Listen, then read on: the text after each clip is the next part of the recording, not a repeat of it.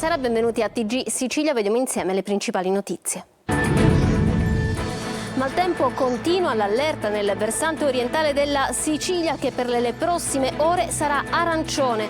Anche per domani non ci saranno lezioni nelle scuole catanesi. Studenti a casa anche a Siracusa e a Cireale. A Catania oggi calma apparente con sorvegliati speciali i corsi d'acqua e la zona industriale. È prevista per domani l'autopsia sul corpo della giovane Lari, la ragazza di 15 anni trovata impiccata a Piazza Armerina. Ci sono ancora tante lacune sulle ultime ore della sua vita. Un'altra tragedia sfiorata, questa volta a Palermo, ma sempre con una quindicenne come protagonista. La ragazza si è lanciata dal balcone di casa, per fortuna non è in pericolo di vita, ignote le cause del grave gesto. Stop al depuratore di Priolo. Il Tribunale del Riesame di Roma ha confermato il divieto di prosecuzione dell'attività di conferimento da parte delle industrie locali nell'impianto IAS di Priolo Gargallo, nel Siracusano, e a Ragusa scioperano i lavoratori contro la chiusura dello stabilimento Eni Versalis. Massiccia richiesta di vaccini contro l'influenza, ma a Palermo le dosi sono già finite. A gonfie vele invece la campagna a Catania. Frode fiscale con fatture false e contributi per dipendenti mai pagati. A Catania scoperta l'attività illecita di imprese turistico-alberghiere attive in tutta la Sicilia, 15 arresti e 8 milioni di euro sequestrati. Calcio, Catania senza scusanti, 3 punti nelle ultime 5 partite. In un mese ha perso consapevolezza e adesso deve andare alle radici della crisi.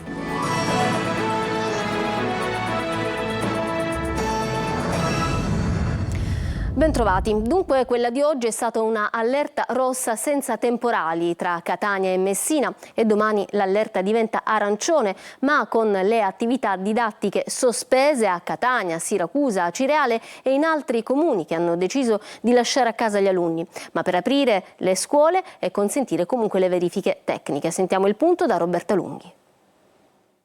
Continua l'allerta meteo in Sicilia. Per domani, infatti, la Protezione Civile regionale prevede l'arancione nel versante centro-orientale dell'isola con temporali e forti raffiche di vento. Allerta gialla in tutto il resto della Sicilia. A Catania, per ordinanza sindacale, sospesa per domani l'attività didattica. Le scuole saranno aperte solo per consentire ai tecnici di verificare eventuali danni alle strutture.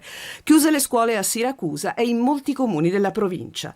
In una giornata che lasciava temere per il rosso annunciato nella fascia da Catania a Messina Nord, non si sono invece verificati rovesci di particolare intensità, tradendo l'imprevedibilità dei fenomeni passibili di variazioni inattese. Questi sistemi temporaleschi sono in grado di svilupparsi, provengono soprattutto dal mare, di svilupparsi anche nel giro di pochissime ore con una prevedibilità sulla localizzazione che è piuttosto bassa. L'allerta rossa ha indotto alla chiusura delle scuole sulla fascia ionica, chiuse anche le università, ma niente acqua, se non pioggerelle in tutta l'isola. Solo a Siracusa nel pomeriggio raffiche di vento e temporali. Nulla di paragonabile alla giornata precedente che su Catania ha portato a gravi disagi per allagamenti in strada in molti quartieri. In quest'area della Sicilia orientale praticamente nel giro di un mese è piovuto in alcune zone quanto era piovuto nei 12 mesi precedenti. Domani prevista pioggia a Catania e Siracusa, soprattutto durante la mattinata.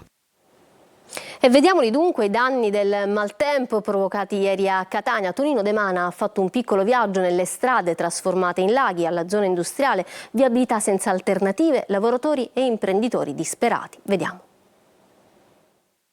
Dal centro storico alla zona industriale si contano i danni e si fanno sopralluoghi. Osservati speciali torrenti, qui siamo a Santa Maria Goretti e l'asfalto che a causa delle piogge si sbriciola lasciando autentiche voragini. E se da un lato l'assessore Aricò consiglia di evitare spostamenti, dall'altro l'ordinanza del sindaco Tarantino impone lo stop ai mezzi a 2 ruote, inevitabile per le condizioni del selciato. Qui siamo in prossimità degli archi della Marina, ma è la zona industriale a pagare un prezzo pesante con le strade trasformate in laghi o fiumi. difficili da percorrere o da guardare con le macchine. Il ponte chiuso per pericolo crolli, lo ricorderete, lo avevamo denunciato il mese scorso durante un servizio DG, non è percorribile, ma le strade alternative sono ancora più rischiose. Qualcuno, a suo rischio e pericolo, sposta le transenne e passa, il tutto per evitare un giro alternativo annacquato. Molti hanno avuto anche dei danni alle macchine stesse. Con l'acqua chiaramente queste buche non sono più visibili, molti lavoratori ci sono finiti e per andare al lavoro e guadagnarsi la giornata invece ci hanno rimesso le macchine. E si leva alto il grido d'allarme di alcuni imprenditori. Ora abbiamo chiuso pure il ponte e di conseguenza non passa più nessuno. Siamo veramente commercialmente sotto zero, in ginocchio. Se questo è l'andazzo io sono costretto a dover chiudere e spostarmi da un'altra parte più facile da raggiungere. Allagato anche l'anfiteatro romano in piazza Sesicoro, decine di negozi allagati in via Etnea, la CITEC sollecita ristori. Abbiamo le cantine, i negozi allagati. Questo è un problema che ormai non si può più tirare avanti. Ogni volta che piove ci sono danni solo per il centro storico, che sono tantissimi, non ne possiamo più.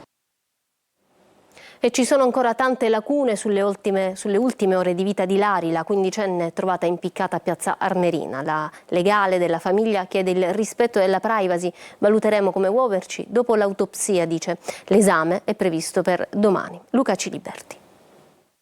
All'esito comunque dell'autopsia la famiglia valuterà se sporgere una denuncia e eventualmente quale ipotesi di reato individuare.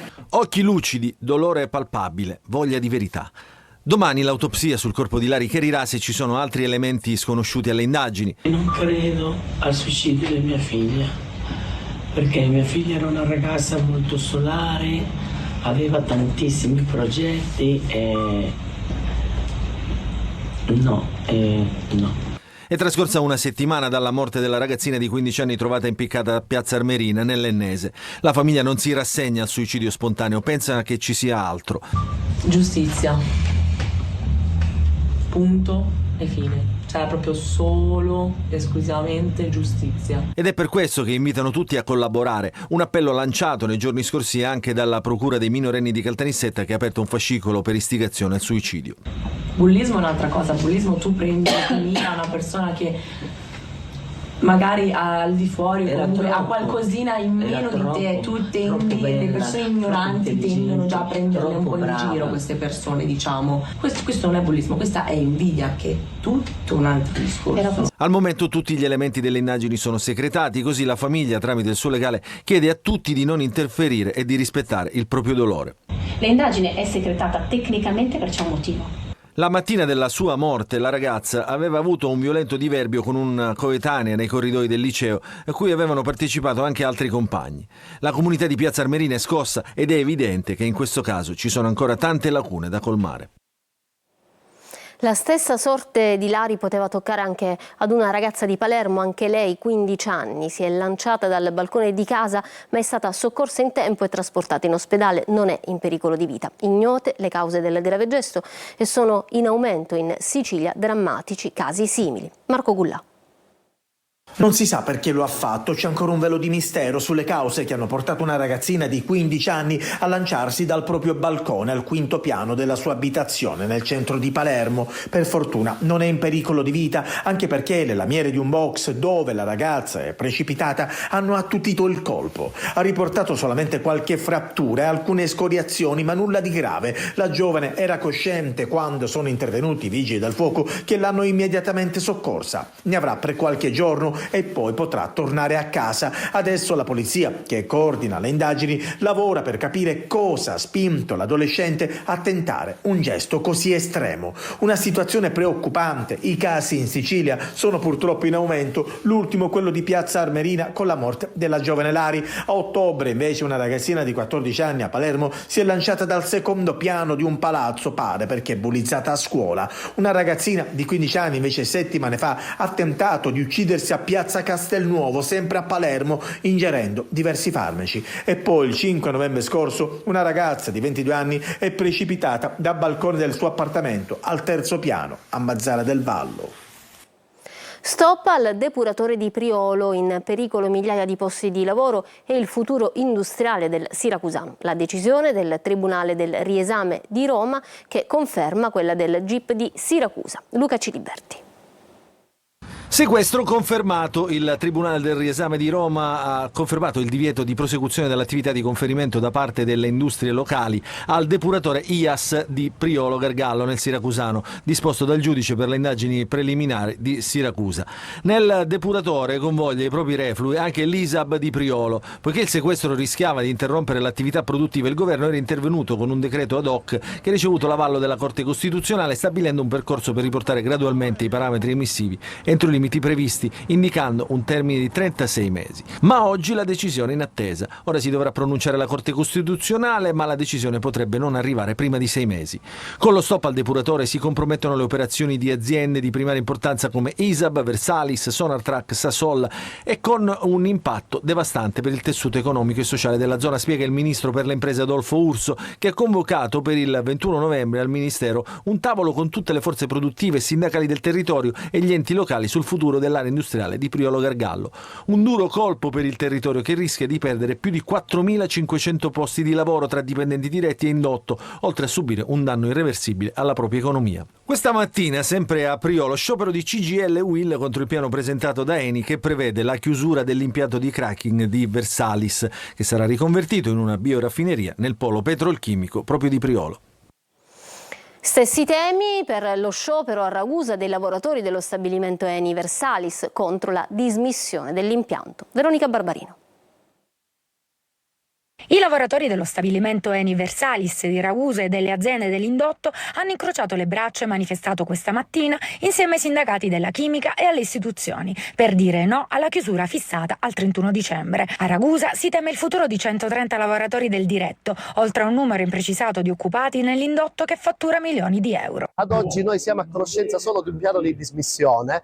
L'azienda dice che comunque questa cosa non interesserà il lavoratore diretto, ma ovviamente c'è un problema che va oltre al lavoratore diretto. Intanto non sappiamo nemmeno cosa dovranno fare questi lavoratori, ma è chiaro che comunque c'è poi tutta una parte che ruota attorno allo stabilimento che ad oggi non ha nessuna risposta se non quello di una prospettiva di disoccupazione. Una situazione non semplice, tanta l'incertezza tra i lavoratori. Io personalmente ho 30 anni che sono dipendente e quindi giustamente non sappiamo a 50 anni dove saremo, se saremo chiusi, se saremo trasferiti.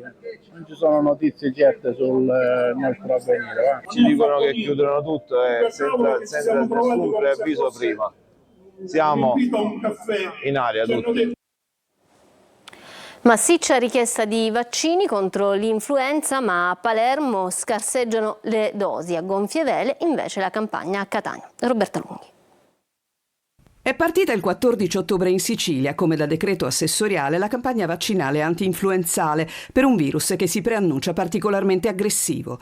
L'adesione dei medici di famiglia che possono praticare il siero è pressoché totale e se su Catania i quasi 800 medici di base non lamentano ritardi nella consegna da parte dell'ASP delle fiale, così come le circa 70 farmacie convenzionate sul territorio, lo stesso non accade a Palermo, dove invece si lamentano ritardi nella distribuzione, tanto che i medici di famiglia, anche qui aderenti quasi al 100% alla campagna, si sono rivolti in una lettera alla Regione. Oltre all'inizio della distribuzione ai medici di base, avviato solo il 28 ottobre su Palermo, c'è il problema della quantità di fiale messe a disposizione inferiore alle esigenze del 60%. Questa situazione si deve risolvere. Il vaccino a noi serve e serve in tempi rapidi per avere la massima adesione dei nostri pazienti.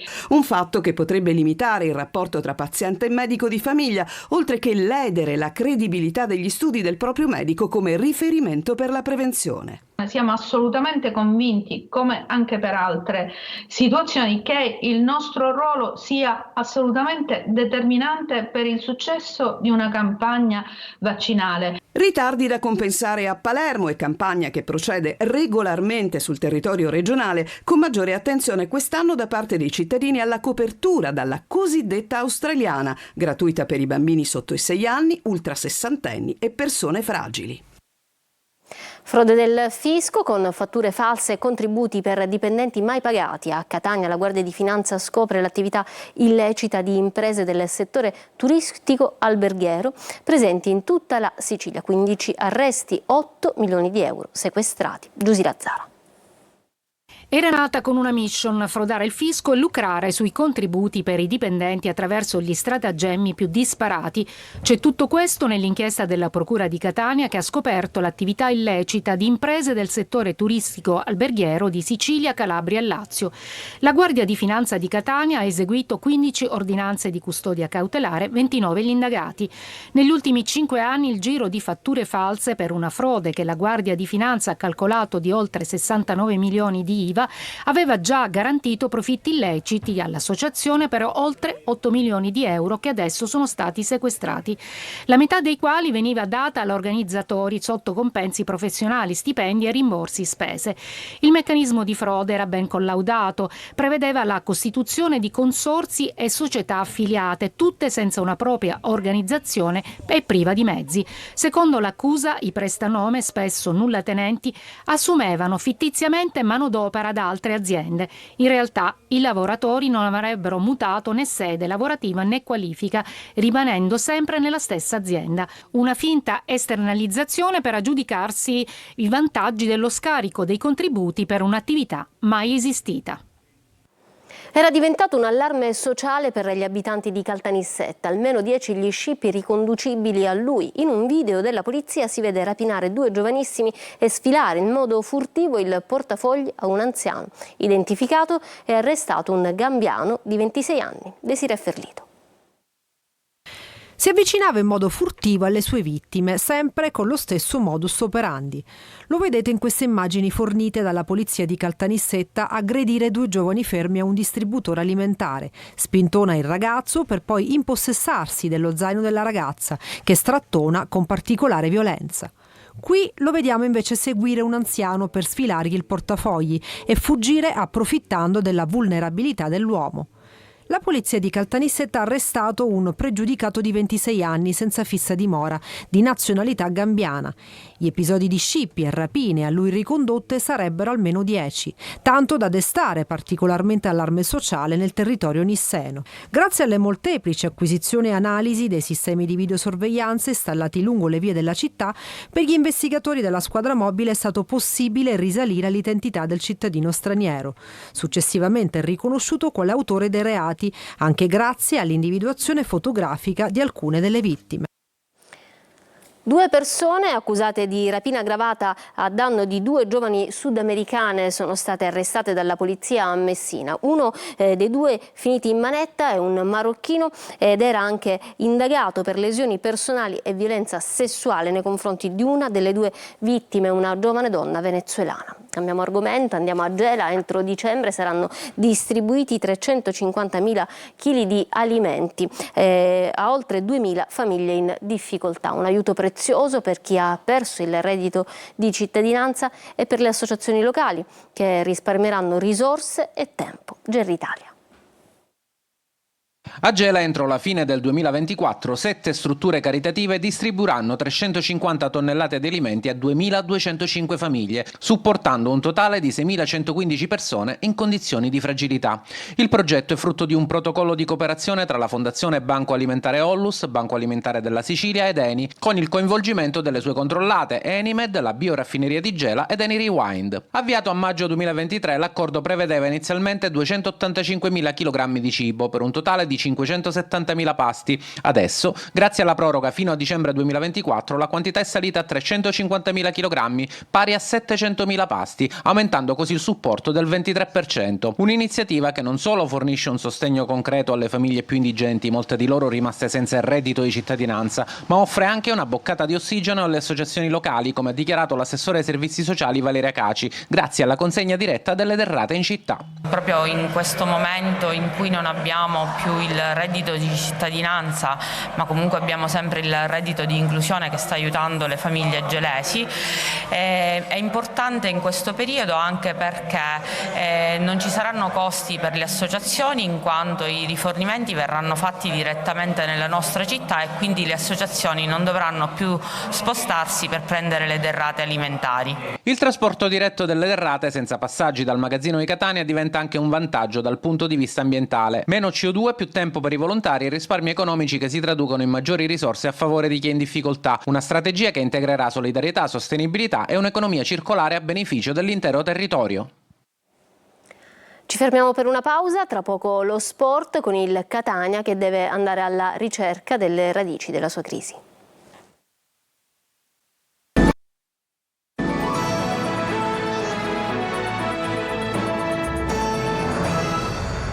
Ritorniamo in studio con lo sport, un Catania senza anima nel primo tempo di Crotone, lo specchio che riflette il volto attuale dei rossazzurri, lontano anni luce dall'impressione che avevano dato di se stessi fino a un mese fa. Marco Carli. I numeri parlano chiaro, ci sono 2 Catania in questa stagione, quello delle prime 9 giornate e quello di adesso. Bisogna vedere qual è la vera versione e soprattutto come tornare al recente passato. Un mese esatto, vittoria per 2-0 con l'Altamura, esattamente nella settimana in cui i rossazzurri avevano ricevuto il punto di penalizzazione. Ebbene, al termine di quella giornata, la nona, gli etnei sono a 2 lunghezze dalla vetta. Nella giornata precedente, l'8ª, il punto dalle prime della classe era uno solo.